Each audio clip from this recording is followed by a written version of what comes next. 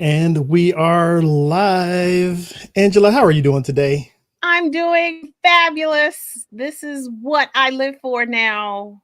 I'm a I reading know. fool. I am a reading fool. So thank you. No, and thank you as well. Because let me tell you, I first of all, I found my book, so I actually have my paper copy today. But meanwhile, I have since acquired the Kindle version. Uh, I think Kindle. No, this is the first edition. Kindle version, second edition, audiobook, second edition. So I'm immersed in all the different modes of media that this particular tome comes in. And I'm So sure yeah, the authors love you for I'm that. sure they do. Right. And let me tell Cha-ching. you, yeah, folks, if you are listening or watching this show is not sponsored by any of the books, Mm-mm. I guess, that we're reading. So yeah, they're loving me right now for all the nickels and dimes and quarters they're getting from me getting these books and all these different mediums and everything. It's ridiculous that way. But I have found that with the audiobook in conjunction with the Kindle book, I am reading faster because Yes. I already listened to podcasts at 2x. So I put the book on 2x and I am blazing through it. I mean, it's just like it really makes a difference. Hmm. I am 1.2, maybe 1.5. 2x is like noise at that point. I Yeah, mean, I'm who wants to striving. listen to people talk fast? Well, I I'm don't. striving for 3x. My podcast player, Really? it has a 3x setting. I'm up to 2.5. And the only thing that really slows me down is when folks are speaking with accents. Like sometimes the InfoQ podcast, their hosts are from Europe and India, foreign places to me anyway. And so I Mhm. have to slow it down just to catch their accent a little bit better. Okay, Otherwise, it's a little bit harder. that makes sense. Well, welcome. Yeah. We're here. We're back. We're on part three, part Part three of the three. DevOps Handbook. We are on part three. You see it here, Yes, indeed. second edition. The First edition second, club. yes. This part three is digging into the first way. On our first episode, we talked about the three ways: flow, feedback, and continuous learning. This is on flow. It's a pretty meaty chapter. So let's Mhm. get into it. Yes, indeed.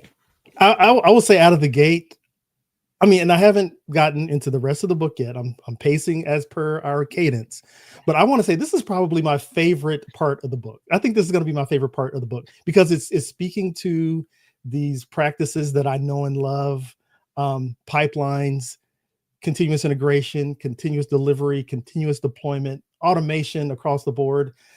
I mean, it was a page turner for me. Some of it was kind of a slog to get through, I will admit. But when they're talking about these case studies and the way that people overcame some of their difficulties by incorporating continuous integration and continuous delivery, chef's kiss. Was loving it. Yes, there are some great case stories in here. The one from God, I never remember. There was one Yeah, from exactly. Google. Maybe was it Google? There was a case study from Google. I I think they were remember. talking about their load balancer. No, not their web server, the Google GWS, the Google web server. And Yes, I was that. It uh, was one of those. It was one for a hotel company that must not yeah, be named, and then yeah, there was something else. There's so many gems in here yeah, from people who've done the thing, and they are literally sharing their successes, their trials, and what they've learned. I mean, these are all reading other people's stories are really those teachable moments for you. Like yeah, you see yourself in some of these stories, and you hopefully react accordingly, right? So yeah. Indeed, indeed. anybody see my hat? You see Yeah, my hat? what do you got on there? All right, so Is that Eagles? It's got it. No, that's a fiery phoenix. it's the Phoenix. Okay. So I don't know. We'll talk about that some other time. But my name is Scooter Phoenix on Yeah. most of the socials except LinkedIn, and this is my motorcycle club I used to be in. I started a Ah, motorcycle club many years ago, and this is our wow. logo. This is our That's logo. So pretty cool. I am stunting my own stuff here. It's a woman on a bike. And speaking of stunting your own stuff here, we have these amazing stickers. We So do. if Yep. you see, I still haven't mailed my man stickers yet because I haven't been to the I'm post sitting here. I'm checking the post box I know. every I'm day. sorry. I have my son's birthday gifts I have to mail, my friend's birthday gifts, they will get in the mail. Oh, and I have a surprise for you. A Oh, whole what? surprise for you. We got swag, babe. It's coming. So maybe Swag I is should wait for coming. this. Maybe I should wait for the swag to get here and then put that in the box with your sticker. So next week we Yeah. can just go, Yes, indeed. I will wait for the swag. okay. That The for swag comes sure. Friday. Yeah, yeah, definitely wait for the swag. And Muhammad is saying, "Wow." I don't He know if to needs the some Scooter stickers. Phoenix Like, or to the sticker or to the swag or what the case is, but yeah. so let's You get know, into it. Let's get into it because yes, get we can lollygag all day. it. So No in doubt. part 3, Yeah. talks about the first way, and it kind of goes into continuous delivery. Now, I remember when I used to hear CI/CD and I would get them confused. Don't ask me why. I just Mhm. did. And continuous delivery is using automation to deploy changes into your production infrastructure without chaos, Yeah, meaning yeah. the delivery of it is done in a way that you're constantly running tests in the code. Yeah. It's always in a deployable state. If something goes through and breaks a build, it's the swarm. We pull the andon cord, Everybody we jumps fix on. it. So Yeah. there are a lot of principles that are in this section that we'll be sharing with you, but those were just a few. Yeah. And then we go into chapter 9. That's called Create the Foundations of Our Deployment Pipeline. And automation, babe. Infrastructure is It's all code, about the automation. Yeah. automation, having a deployment platform that this is a good chapter. Yeah. I looked at my notes and I'm like, you're right. This is a Yes. good chapter. What were your thoughts on chapter 9? Give me what Um, you got. well, first of all, having these different environments, dev, test, and they say production. Now, this is one thing that I disagreed with the Hmm, authors. I appreciate the mention of dev. Well, first of all, I appreciate the mention of different environments for testing software before it is deployed. right? They scaled down to 3 environments: dev, test, and production. I still appreciate having that staging environment, that fourth environment. And I'll tell you why. The test environment, I want to have it. I call it the Wild West. Anybody who wants to test anything in there, you just go for broke. There's no guarantee that that environment is going to be stable. The development environment is a little bit cleaner, a little bit more stable, and you can actually develop your software in that. Once your feature is developed, you deploy it to the staging environment, and that's where you can run these load tests, feature tests, end-to-end tests without disrupting production. So that's kind of why I appreciate having that sort of like What about vacuum of it. I'm sorry. implementation? Some people have something called implementation where this is where they do it's basically staging, but Yeah, they may have multiple yeah, where yeah. That's where true. they're doing different types of testing, but it is a what does it call it? It's the green copy. It's definitely green. It's very Yeah, similar to the production environment. yeah, Yes, it has monitoring. Yes, it has security. It has all those things. So when you're doing your performance testing, you're making sure that this environment that you're doing your business in is so close to prod, you won't get any surprises. No yes, surprises. yeah. And so that's kind of the way I think about production. And you Mhm. could definitely do it with the blue green environments, and they touch on that as well. And then you Yeah. got your production environment where your customer, your clients are depending on that being up. The one thing that I'll reflect on is Facebook and how they talked about they have deployed features that they don't intend to release for 6 months. It's already running in production. They've already deployed it. It's there. They're testing it on live hardware with live traffic. And when they flip the switch, Mm, it's a nothing. It's a non-event because they've already gone through all this testing. They've I love already it. deployed it to all these different environments. And it's what they called it, dark launching, or and the feature toggling so that they can turn these features on and off Yeah. and target different audiences to reveal these features to. And once they get all their testing, then they're like, okay, guys, we've been running this thing for 3 or 4 months, live traffic, everybody's using it, it works. Just let them have it, turn it on, and it's a non-event. It is a I love that phrase. It's a non-event. We're just going to go ahead and flip the switch and go on about our business because, yes, I agree. I agree with you, Muhammad. Stage should be the same. User acceptance testing, whatever, that should be the same as production. Otherwise, if you go to build it and it's running in this other whatever you call it, words are bad today. Another environment. And it is not close enough. Imagine being Amazon and doing something, and it's Black Friday, right? And you're not your environment cannot be performance tested with the Black Friday load because it's not the same environment. That is not a good look. So mirroring those two environments, Mohammed, is definitely the way to go. So what I liked about, I'm going to go through a couple of gems. I took a couple of notes. My favorite is that all the code, and I mentioned this last week, is in version control. Yes, praise God. It's ops. We dumping our stuff there. It's dev, it's test, IAC. You have a self-service platform, your testing, your monitoring, your security, all of, whatever can be in version code. If it's written, it should be in version control. And when things make, sometimes stuff goes wrong. We're all human. We've all seen it. You having that retrospective to go back and fix things and figure out what went wrong. What I like, I can't remember which chapter was in, but they were talking about, Angie Jones mentioned this one. We'll talk about her in a minute.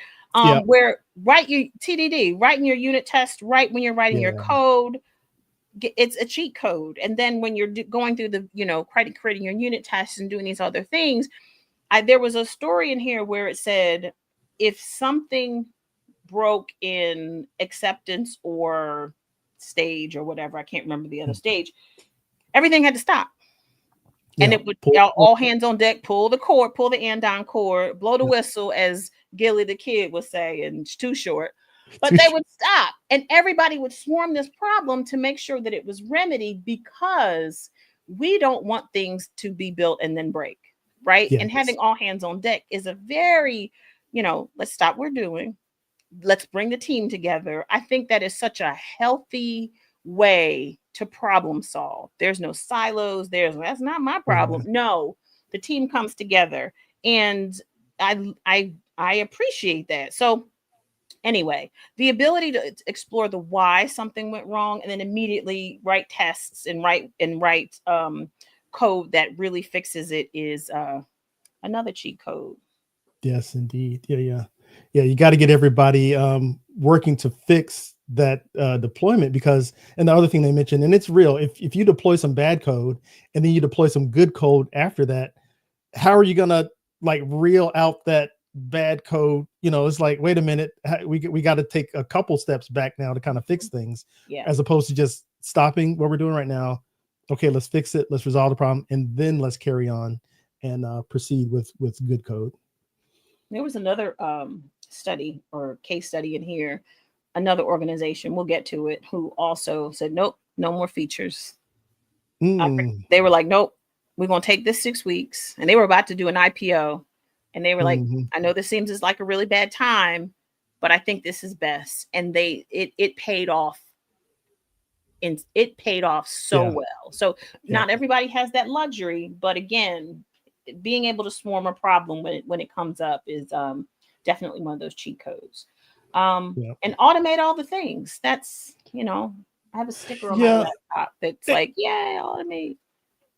Yeah, and one thing that it was a very, very brief mention. They didn't dwell on it, but they mentioned imposter syndrome and working through imposter syndrome using automation and the tools that we have, because anybody can come with their ideas and bring it to the table. If we're all using the same platform, nobody is I want to say better or greater, because we all have the same tools. We bring our innovation and our ideas to the team, and we apply them to the tool. We capture them as knowledge. We develop the code. We code everything or capture everything in code, put that in version control. And then I'll say that imposter syndrome is minimized. It's like Yes. you can deploy just the same as the next person because you have the capability and the tools to do that. So I appreciated that they brought that up, and I forget which company again. Folks, there were so many case studies in here and so much goodness that came out. Yeah. At least for me, it's hard to keep track of who said what. Yeah. But that's why we're here chopping it up to talk about it. But yeah, I did It was appreciate that they Google. said. Oh, It was the Google? Okay. Google web server. Okay. Cool. So there was a mention in the footnote when we were talking about the imposter syndrome where actually in the on the page it said fear becomes the mind killer. So if you're fearful of making a change because you don't want people to have to stay late, or you don't want to be the one, nobody wants to be the one. Fear of causing issues or breaking something will really affect the project as a whole. And the imposter syndrome that can happen from just, I don't want to do it. I'm scared to do it. And think about people who are new to organizations where they don't understand the dynamics. They don't understand that there is that psychological safety, because you don't know that out of the gate. You don't know that off the rip. People can doubt themselves until they get an opportunity to show their worth, to show their work, and then understand, oh, this is a really safe space. Like they mean it when they say there are no bad ideas, don't let fear be the mind killer. We all make mistakes and we learn from them. So yeah, that was a good one. That was definitely a good one. Yeah. So we defined continuous delivery, continuous integration. You want to take a stab at that one? Yeah, indeed. And these all you can't have continuous delivery. Well, if continuous delivery is kind of like the middle, right? And deployments on the other end, that's in production. Yes. And integrations at the beginning. And that's kind of like the thing that feeds into all of this goodness, right? Because you're bringing your code together on a regular basis. You're working out all the problems. Sometimes even before it hits the repository, if you have git hooks, pre-commit checks on your local system. I've got a couple on my system. So you're checking your code even before you check it in to make sure it's good. So I think with the integration, you're trying to go back as far left in the cycle as you can to solve all these problems earlier. You can lint on your workstation. You can run tests on your workstation, probably unit tests. They're much smaller than these integration tests, these end-to-end tests, because your environment, as we talked about, is not the same as the production environment where this code is going to be running. It's a little bit different when it's containers, but still it's not the same, right?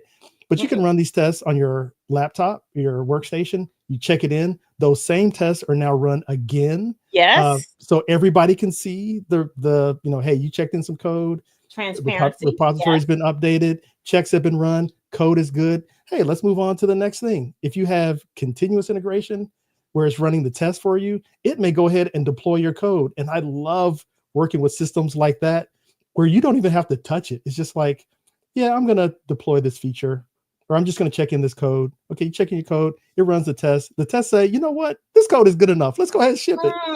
Ships it into the next environment. And maybe then you get a notification that says, hey, you want to take a look at this before we push it to production? Look at that. Yeah, it looks good.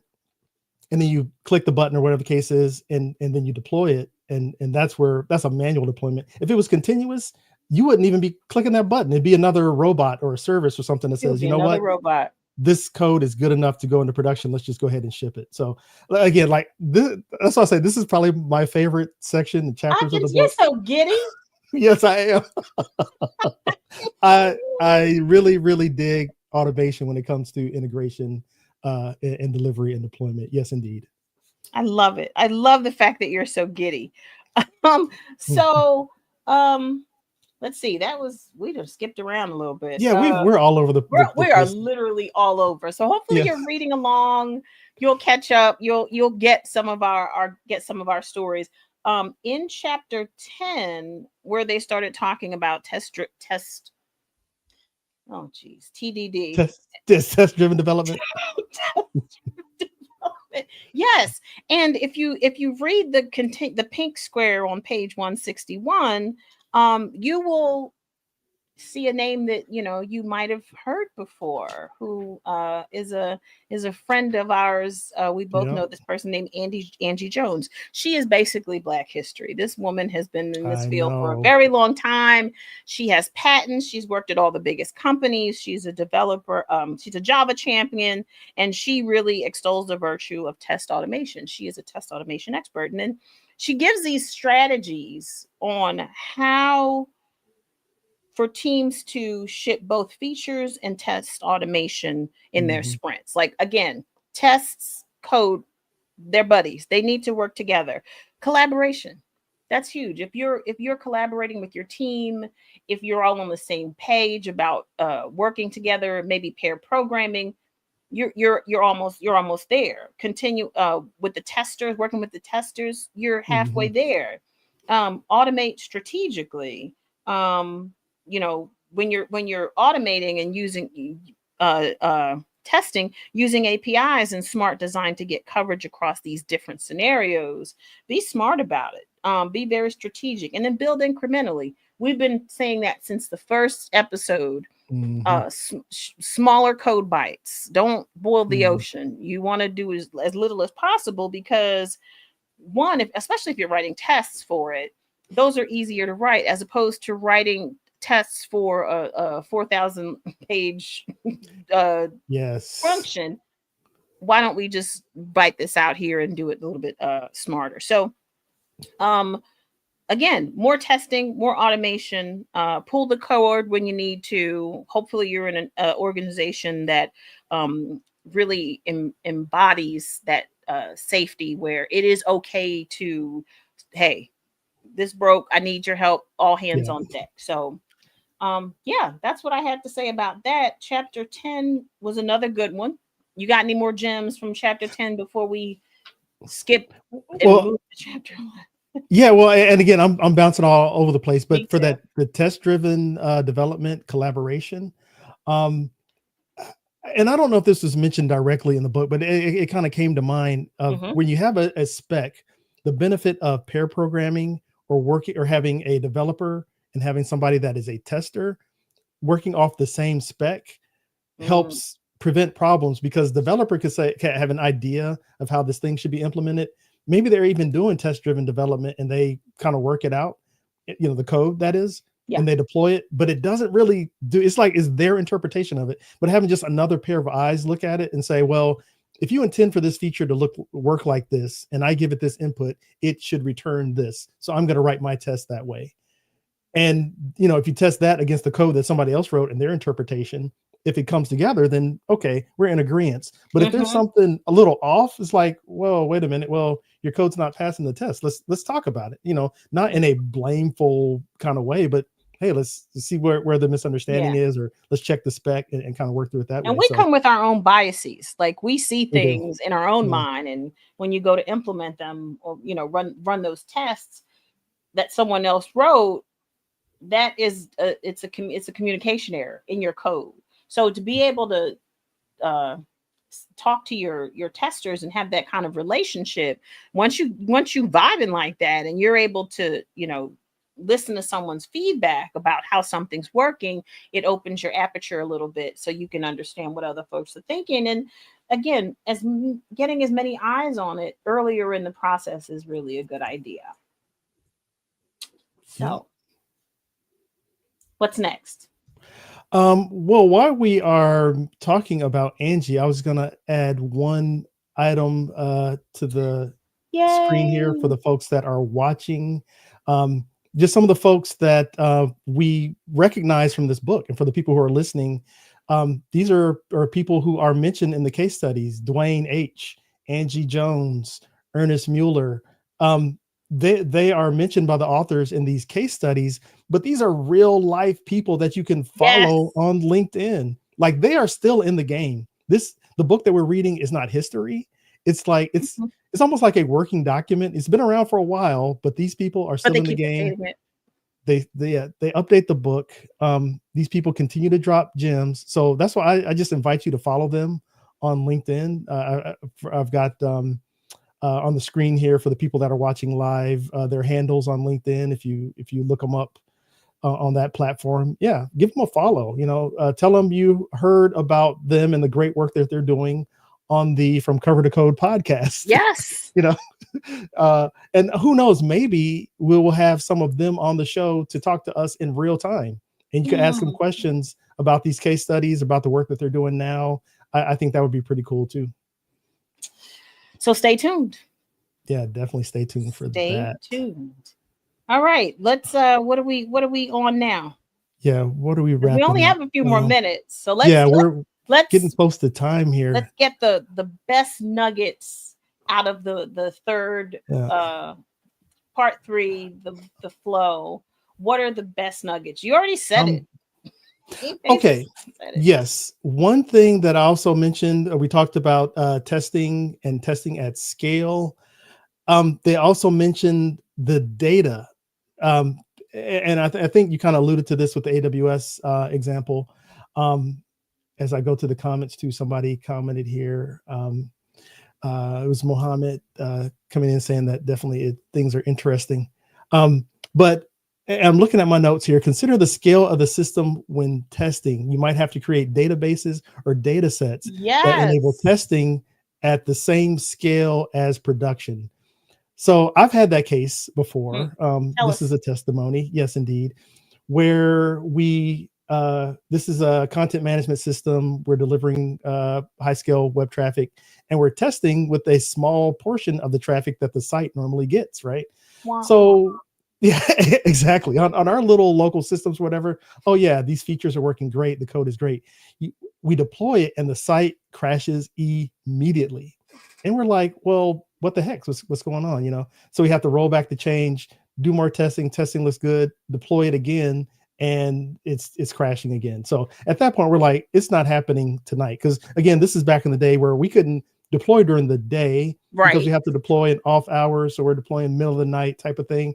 And it's like, let's look at it later on. But come to find out, our testing wasn't robust enough for the traffic that we were getting based on the data that we're using. Not necessarily the scale of the system itself, but the way that the data was being accessed at scale under the traffic amount was not on par with production. So yeah, that was definitely a lesson learned. So if you can match your data, respect your DBAs. You got to love them too. We talk about developers. We talk about operations. Let's give the DBAs some love too, because they be knowing. They be knowing. And because they've done it for a million years. Shout out Glenn. Shout out Don. Some of your DBAs. They be knowing. And yes, indeed. you can't discount that. And in your scenario, I'm sure there was a DBA in the background going, oh yeah. yeah, exactly. Exactly. We got a really, so it can be, yes. We did get a question here. Question from Corey Ward. How do you convince someone to let you make and test with that large scale test data without having an incident or something close to it? Very good question. A couple. I will answer this in a couple different ways. We talked about different environments, how you have your staging, your UAT. Yes. So you're working in an environment that's not your production environment. Second thing, if you're working with production data, you may be under some, what I want to say, like requirements not to disclose data, not to move people's data around, let them know how you're using it, et cetera, et cetera. So then you have to come up with some fake data. You have to change it so that it is representative of the data that you would use in production. There's redaction. Yeah. That's where your DBAs come in. They can definitely help you there. With that. Yeah, for sure. So yeah, there are definitely ways to work around that. There are systems that can help you with that, and definitely make sure that you're testing on par with production. So I've heard this term before where they say, you can have as much availability as you can afford. The Yeah, same goes true for testing environments. sure. Having enough money to be able to have these types of development environments, the testing in the QA, the stage, um, and the stage that mirrors very closely mirrors your production environment. Not everybody has the infrastructure to do such things, even with the Yeah, cloud. Let's be clear. Um, get buy-in to do it. Well, yeah, that's the first thing. Uh, getting getting that far, it will be a conversation with somebody, right? And the culture has to allow for such things. So if you're working in an agile environment, um, you're bringing this to your PI planning. You're talking to people. You're letting people know this is literally buy-in is not the same thing as communicating, but if you communicate effectively and you are a person who is very open. We talked about the superheroes who, when you bring these implementation teams together and you try to pick the mhm, best of the best, you want somebody on your team that can reach across boundaries and talk to the people and be able to convince people that this is a good idea. And if having management pushing such agendas, mhm. that's immediate buy-in right there. So it Yeah, every your mileage may vary, but every organization is going to be a little bit different. yeah, indeed. And I think I talked about this in the last time we got together was having buy-in, not even from your team and your management, but the other people's teams and management, Hello. your clients, your customers, so then you're talking to your manager or your leads or whoever the case may be to say, hey, we should probably be testing with production style data. And they will take that into account. But then if their management or if their customer or their stakeholders come to them and say, hey, or ask the question, hey, are you guys testing with production scale data? Will that help us get our features faster?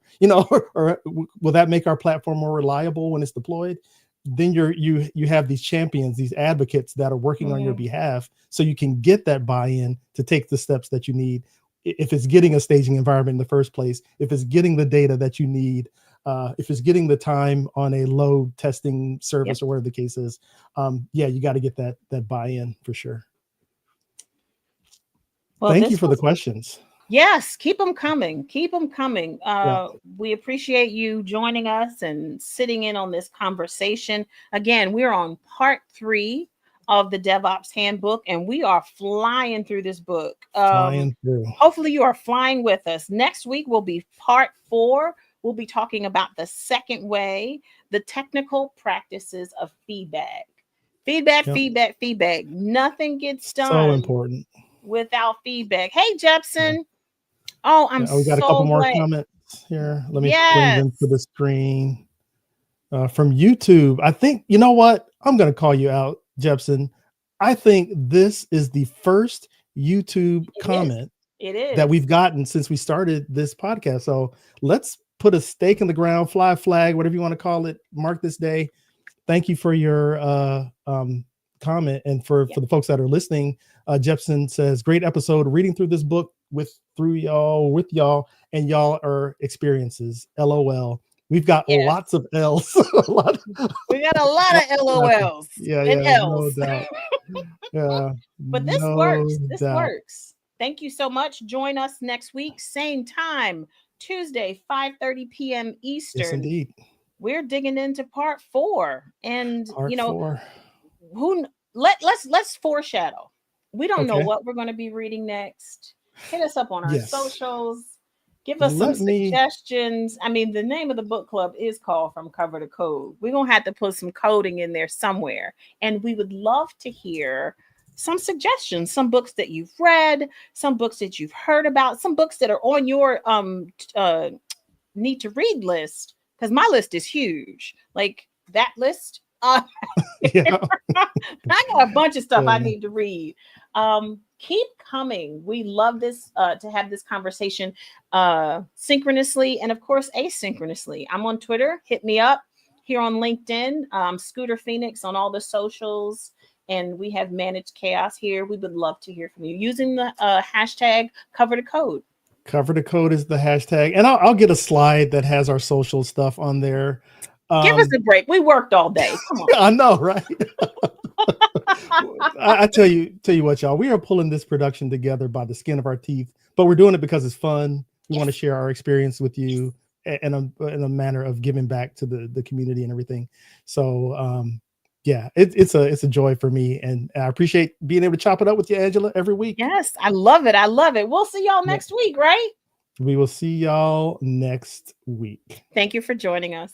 All right. Bye-bye. Bye, everybody.